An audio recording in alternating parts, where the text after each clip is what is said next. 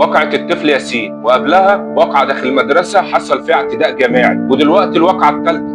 مش 3 حوادث وخلاص، ده تكرار بيخوف. والسؤال الحقيقي، ليه ده بيتكرر؟ فين الردع؟ احنا عندنا قانون، ايوه، طب فين اثره على الارض؟ ليه كل شويه نسمع عن حاله جديده؟ لو المحاسبه بطيئه يبقى في مشكله، لو الرقابه ضعيفه يبقى في مشكله، لو الشكاوى بتتوه يبقى في مشكله. انا مش هسلم بنتي وامشي، انا عايز نظام واضح. مفيش خلوه، في كاميرات شغاله، في اخصائي موجود بجد، واي خطا يتحاسب فورا.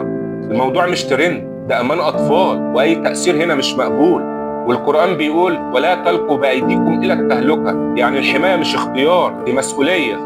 تابع مدرسة ابنك بنفسك، واسأل ابنك أو بنتك كل يوم، في حد مضايقك؟ في حاجة ضايقتك؟ خليك قريب منهم، لأن الكلام اللي ما بيتقالش ممكن يكون أخطر حاجة.